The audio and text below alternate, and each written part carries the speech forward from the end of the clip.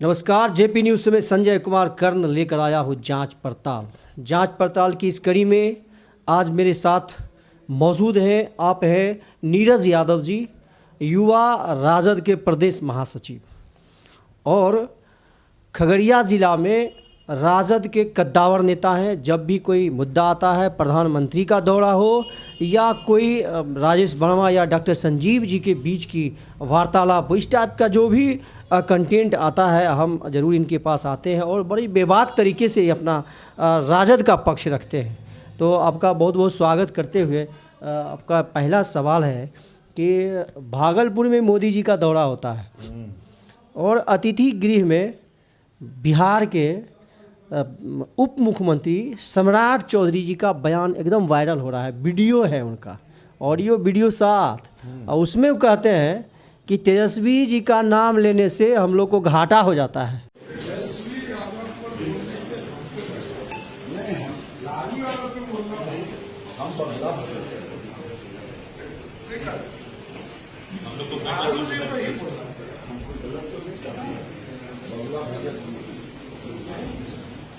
अब लालू जी का विरोध कीजिए तब फायदा होगा। क्या लग रहा है कि उनको कितना भय तेजस्वी यादव जी के क्रेज से है, बताइए। अरे तेजस्वी युग आ रहा है, जिसको बिहार के दोनों डिप्टी सीएम और सीएम दोनों मान रहे हैं। तेजस्वी जी से भय इसलिए है कि उन्होंने 5 लाख लोगों को सरकारी नौकरी देने का काम किया। 3.5 लोगों को जो है 3.5 लाख लोगों को नौकरी का सृजन करके आए हैं। 4 लाख लोगों को जो टेम्पोररी था उनको परमानेंट किए हैं, और बहुत सारे रोजगार का रास्ता खोल करके वो आए हैं, जो नीतीश जी उस पर काम कर रहे हैं। बिहार के 14 करोड़ आबादी में 7 करोड़ युवा तेजस्वी की तरफ देख रहे हैं, और इस बार पूरा बिहार सभी जात पात से उठकर, धर्म संप्रदाय से उठकर, हिंदू मुसलमान से उठकर, सारा यादव, भूमियार, लाला, कोयरी, कुर्मी, पासवान, तियर, ग्वार, सब ए टू जेड तेजस्वी के साथ है। और इसी का डर बिहार के मुख्यमंत्री, उप मुख्यमंत्री सम्राट चौधरी और गड़बड़ बाबा गिरिराज सिंह, ये सब आईबी में वही चर्चा कर रहे थे कि हमको तेजस्वी जी के बारे में नहीं बोलना है, पूरा क्रेज बना हुआ है। हमको तेजस्वी के बारे में नहीं बोलना है, युवाओं में पकड़ बैठ गया है, हमको लालू जी के बारे में बोलना है। लालू जी के बारे में क्या है बोलना है रे भाई, कि लालू जी ने बैठने का समानता दिया, बोलने का समानता दिया, भगवतिया देवी को एमपी बना दिया, श्याम रजक को एमएलए बना दिया, मंत्री बना दिया, रामवृक्ष सदा को एमएलए बना दिया, मुन्नी रजक को एमएलए बना दिया, उर्मिला ठाकुर को एमएलसी बना दिया। देखिए, माय बहन मान योजना से भी डरता है। क्या लग रहा है? तेजस्वी के पास विजन है ना, तेजस्वी के पास विजन है। 1990 से पहले का जमाना अलग था, जिस पर लालू जी ने सामाजिक क्रांति किया। अब उस सामाजिक क्रांति के बाद तेजस्वी जी आर्थिक क्रांति लाने वाले योद्धा के रूप में बिहार में जागृत हुए हैं, और पूरा समाज, सर्व समाज, हम तो फिर कहते हैं, इस बार सारा समाज, चाहे भूमियार हो, राजपूत हो, ब्राह्मण हो, यादव हो, मुसलमान हो, कोयरी हो, कुर्मी हो, तियर हो, सहनी हो, मल्लाह हो, यानी सारा जात उसके माँ बहन योजना को लेने के लिए हाथों हाथ तेजस्वी को ले रहा है। उठा रहा है 1000 रुपया प्रति माह प्रत्येक महिला को मिलेगा। क्या एक समाज को मिलेगा? नहीं, सारे समाज को मिलेगा। 500 में गैस सिलेंडर। क्या यादव और मुसलमान और अति पिछड़ा के घर में सिर्फ सिलेंडर आएगा? नहीं, अति भूमियार, राजपूत, ब्राह्मण, लाला, कोयरी, कुर्मी, सबके यहाँ भी जाएगा 500 में गैस सिलेंडर। 400 रुपया से बढ़ा करके सामाजिक सुरक्षा पेंशन, विधवा पेंशन हो या विकलांग पेंशन हो, वो 1500 करने के लिए जा रहा है। क्या एक ही समुदाय के पास जाएगा, एक ही समाज के पास जाएगा? नहीं, जिस तरह 5 लाख नौकरी सारे समाज के पास गया है, उसी तरह तेजस्वी जी का जो मैसेज है, तेजस्वी जी का जो वचन है वो करेंगे और सारे समाज के पास जाएगा। इसको बरगलाने के लिए तेजस्वी के माई बहन मान योजना के डर से आज फिर से फेकू चंद जी आए हुए थे भागलपुर में। फेकू चंद जी भागलपुर आए थे, क्या बोले थे पिछली बार? 50,000 करोड़ दे रहे हैं, 60,000 करोड़ दे रहे हैं, 70,000 करोड़ दे रहे हैं, लो 1.25 लाख करोड़ दे दिया, कुछ हो दिया? अभी क्या है, तो मोतिहारी में गाय भैंस का सेंटर खोल दिए। मोतिहारी में गाय भैंस का सेंटर, बरौनी में दूध का सेंटर। रे बिहार के देवता, पूछिए उनसे, 14 बोल रहे हैं भागलपुर 14 करोड़ देवता, पूछिए उनसे कि बिहार क्या जानवर का प्रदेश है? यहाँ पर फैक्ट्री नहीं लग सकता है सीमेंट का, यहाँ पर पेट्रोकेमिकल का फैक्ट्री नहीं लग सकता है? गाय भैंस गोबर करने के लिए यहाँ पर आए हैं, ठगने के लिए आए हैं। बिहार इस बार नहीं ठगाएगा और तेजस्वी यादव इस बार बिहार का मुख्यमंत्री बनेगा और बिहार के सारे समुदाय को लाभान्वित करेगा। चलिए एक और सवाल यहाँ आता है कि आप सुने होंगे मोदी जी मंच से बोले हैं, संबोधन करते करते करते जब आता है नीतीश जी का नाम आता है तो कहते हैं हमारे लाडले मुख्यमंत्री। क्या लग रहा है लाडले वर्ड जो यूज किया है? देखिए ये सारे लोग बिहार को बेइज्जत करने के लिए आते हैं। बिहार का मुख्यमंत्री है, मेरा मान और सम्मान है, चाहे जैसा है। उसको लाडला कह लगे, इसका मतलब आप उसको बेटा कह के बुला रहे हैं। मोदी जी आपका पकड़ में आ गए हैं, आपसे सीनियर है नीतीश कुमार, आप डीएनए पकड़ने के लिए आए हैं क्या? और बिहारी आपको डीएनए सिखा देगा इस बार आपको। आप बिहार के मुख्यमंत्री को, यशस्वी जो मुख्यमंत्री है, हमारे चाचा भी हैं, आप उनको लाडला कर करके, आपसे वो जूनियर नहीं है और आपने गलत बोला, आप क्षमा मांगिए। बिहार के 14 करोड़ आबादी से आप क्षमा मांगिए पूरा एकदम। और ये अपमान बिहारी बर्दाश्त नहीं करेगा। चलिए इसके बाद और मंच से ही वो घोषणा करते हैं और बड़ा बताते हैं कि देखिए हम जब मंच पर थे तो सब आदमी अपना अपना मोबाइल देख रहे थे और ज्यों ही देखा मोबाइल से देखे कि सब पर चेहरा पर खुशी छा गया। ये उनका कहना था कि किसान सम्मान निधि के तहत करोड़ों रुपये अभी तुरंत हम किसानों के खाता में डाल दिए। पूरा किसान तो मस्त हो गया, एकदम लहलहा गया जी। देखिए अभी जो केसीसी में किसान को सशरीर बंधक बना करके जेल में ठूसा जा रहा है, बॉडी वारंट है, तो उस वैसे उस पर भी जवाब देना चाहिए। ये चीज करने के लिए जो बिहार के जो उप मुख्यमंत्री हैं या बिहार सरकार इस तरह का भ्रम पैदा करने के लिए, बिहार एक प्रयोगशाला हो गया है। अभी ये पहले फर्स्ट एंड लास्ट प्रधानमंत्री जी का यहाँ पे दौरा नहीं होगा। आप देखिएगा प्रत्येक महीना में कोई न कोई कमिश्नरी में गिर जाएंगे, कोई न कोई कमिश्नरी में आएंगे और इस तरह का सौगात जो का बात करके चल जाएंगे। क्या दिए वो? इतने बड़े 160 करोड़ के देश जनसंख्या वाले देश के प्रधानमंत्री हैं। 39 राज्य में सबसे पिछड़ा बिहार है, गरीबी में, भुखमरी में, रोजगार में सबसे पिछड़ा है, शिक्षा में। आप देखिए ना नेशनल लेवल का जो रिपोर्ट है उसमें, भागलपुर में देखिए सिल्क सिटी, आप उसमें देखिए सिल्क सिटी बताए हैं, उसमें देखिए सारा चीज है, सारा चीज पिछड़ा है। सिल्क सिटी का जवाब, एक का जवाब ले लीजिए ना पहले, तब दूसरा का। ये हम बोल रहे थे कि पहले भी बहुत सारे घोषणा हो, क्या बिहार में और कोई दूसरा फैक्ट्री नहीं लग सकता है? बिहार में सिर्फ गाय गोबर का ही फैक्ट्री लगेगा।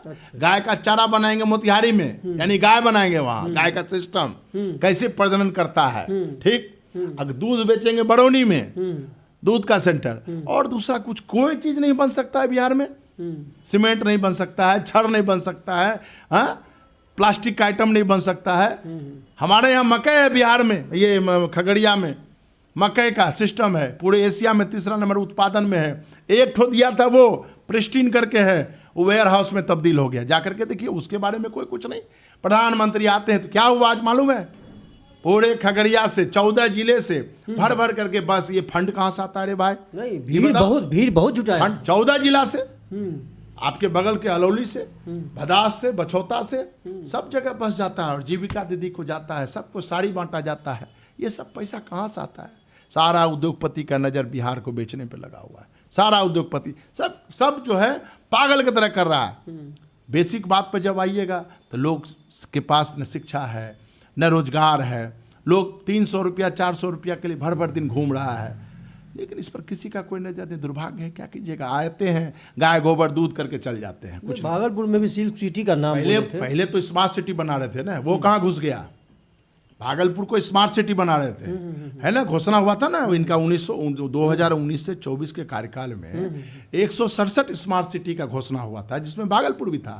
एक गड्ढा भी खोदा गया है क्या, पता कीजिए, एक गड्ढा भी खोदा गया है। तो इसलिए प्रधानमंत्री के बातों को बिहार के लोग सीरियस नहीं लेते हैं। चलिए, एक और बात आती है, वो अपने मन से बोलते हैं, नाम नहीं लेते हैं किन्हीं का, नाम नहीं लेते हैं। सेटिंग है कि कभी लालू जी का नाम नहीं लिए, तेजस्वी जी का नाम नहीं लिए, लेकिन वो छद्म रूप से बोल दिए कि ये जंगल राज वालों को कुंभ से नफरत है। इन्हीं जंगल राज वालों को जब राम मंदिर से नफरत था, तो अब कुंभ से भी नफरत होने लगा है। क्या कहना है लालू जी तो बोले थे कि कुंभ फालतू चीज है, तो उसी पर कटाक्ष था इनका। आस्था के नाम पर बोल रहे थे कि आस्था को ये अपमानित कर रहे हैं। बिहारी जो है ना, उड़ते चिड़िया को हल्दी लगाता है। धर्म को राजनीति से जैसे ही जोड़िएगा, बिहारी पकड़ लेता है। आप सोच रहे हैं जो कुंभ ने नहा लिया भाजपा को वोट दे देगा, ये सब कुछ नहीं होने वाला है। कुंभ में आप बोलिएगा तब हम जाएंगे क्या नहाने के लिए? 144 पहले 4 साल पहले कौन पूर्वज जानता था कि 144 साल के बाद वो लगा है? फिर तो कुंभ नहीं लगेगा क्या? कुंभ के बाद जाएंगे तो हमको भगा देगा क्या? इलाहाबाद संगम में नहाएंगे तो हमको भगा देगा क्या? नहीं ना भगाएगा हो ना भगाएगा। सब राजनीति है, राजनीतिक चोचलाबाजी है, राजनीतिक चोचलाबाजी है। सबको केंद्रीय मंत्री तक को, एमपी को, विधायक को बोला जाता है गृह मंत्रालय से कि आपका प्रोग्राम लगा हुआ है कुंभ में, जाके स्नान कीजिए। अच्छा। चीफ जस्टिस को बोला जाता है। आप सबसे बड़ा सवाल आप देख लीजिए, भारत के चीफ जस्टिस जो चुनाव आयुक्त है, उसके रिक्रूटमेंट में, यानी उसको जब नियुक्ति होती थी, हम लोग पढ़ते आए थे कि लोकसभा का नेता यानी जो प्रधानमंत्री है, विपक्ष का नेता जो विपक्ष का नेता होता है वो, और चीफ जस्टिस, ये 3 आदमी मिल करके निर्वाचन आयुक्त को चुनता था, मुख्य चुनाव आयुक्त को। इन्होंने क्या किया? पूरा निष्पक्षता। इन्होंने क्या किया? इन्होंने अध्यादेश ला करके चीफ जस्टिस को उस रिक्रूटमेंट बोर्ड से हटा दिया, धीरे से गृह मंत्री को ला दिया। तो निष्पक्षता देख लीजिए, प्रधानमंत्री गृह मंत्री देखी, एक ही बात हो गया। निष्पक्षता देख लीजिए। तो अगर संवैधानिक संस्था पर अगर सवाल होता है, इलेक्शन कमीशन ऑफ इंडिया पे सवाल होता है, सीबीआई पे सवाल होता है। आज सीबीआई का बात करते हैं। जो लालू जी के बारे में केस लिखा, पूरे आपके माध्यम से पूरे बिहार को जानना चाहिए बात, जो लालू जी का केस के बारे में डिटेक्शन किया, जांच किया, वो आज सीबीआई का स्पेशल डायरेक्टर बना हुआ है। जो अमित शाह को क्लीन चिट दिया, वो केरल का गवर्नर बना हुआ है। जो अमित शाह का केस लड़ा, फैसला में उसका अगुवाई किया, वो सुप्रीम कोर्ट का जज बना हुआ है। तो संवैधानिक संस्था पर तो हमला है ही, और इस पर कोई भी मीडिया किसी तरह का कोई बात नहीं करता। और आपको कुंभ दिखाया जाता है, ये सारा चीज दिखा करके धीरे से रिक्रूटमेंट बोर्ड में गृह मंत्री को घुसा दिया, और आपको कुंभ दिखाया जाता है। और कुंभ के बाद फिर एक नया वायरस आएगा, उस पर वहां पर वो आपको 3 महीना वो एंगेजमेंट करता है। तो भारत सरकार की ये पॉलिसी है, जब से ये आए हैं, हर एक 3 महीना में भारत के लोग इंगेज हो जाते हैं, कभी कुंभ के नाम पर, कभी नोटबंदी के नाम पर, कभी आधार कार्ड में अपडेशन के नाम पर, कभी जनधन योजना के नाम पर। इसी तरह भारत के लोग आज 10-12 साल से इंगेज हैं, उनका कोई काम नहीं हो रहा है। 12 साल में बिहार का लोग, ये अगर 17 महीने का तेजस्वी जी का सरकार नहीं रहता तो 5 लाख लोगों को सरकारी नौकरी नहीं मिलता होता। 12 साल से यूं ही बीत रहा। और अभी देख लीजिए ना, जब से वो गए हैं तेजस्वी जी, नौकरी मिला है क्या? रिक्रूटमेंट मिला है क्या? कोई मास्टर बना है क्या? नहीं बना है। उसी को दिखा रहे हैं। तो देखिए, एक हम इंटरव्यू देख रहे थे आज, मौका मिला वही कुंभ के आस्था के बारे में। ये एक सुप्रीम कोर्ट के एक वकील थे, उनसे पूछा गया कि लालू जी इस टाइप से बोले हैं, और उधर से बोला है कि सरकार की तरफ से कि लालू जी को माफ़ी मांगना चाहिए। देखिए, वह वकील बोलते हैं कि सैल्यूट है लालू यादव को और वैसे वैसे यूट्यूबर का भी, वैसे वैसे पत्रकार को भी सैल्यूट है जो इसको जो बोलता है कि फालतू है कुंभ। और ये सरकार का जो योजना है कि युवाओं को दिमाग पर राज करना है, क्या उसको बोल रहे हैं? धार्मिक बना देना है। हम क्या बोल रहे हैं आपको, हम क्या बोल रहे हैं सर आपको कि 2014 के बाद भारत के लोगों को हर एक 3 महीने में एक योजना में इंगेज कर दिया जाता है ताकि आप इंगेज रहिए और हम इधर से धीरे से काम करेंगे। आपको पता नहीं है, जानने वाले लोगों को भी जानना चाहिए। आज़ादी के 70 साल के बाद जितना अध्यादेश लाया गया उससे 3 गुना अध्यादेश इस 10 साल में आपके पास आ गया है, डिफरेंट कानून बनकर। और चिर निंद्रा से हटिए बिहार के लोगों और तेजस्वी का स्वागत कीजिए। तेजस्वी बिहार का भविष्य है। मैं आपके माध्यम से, चैनल के माध्यम से खगड़िया और पूरे बिहार के लोगों से, सारे सर्व समाज के लोगों से हाथ जोड़कर विनती है कि फेकू चंद के बातों में नहीं आना है और तेजस्वी को लाना है।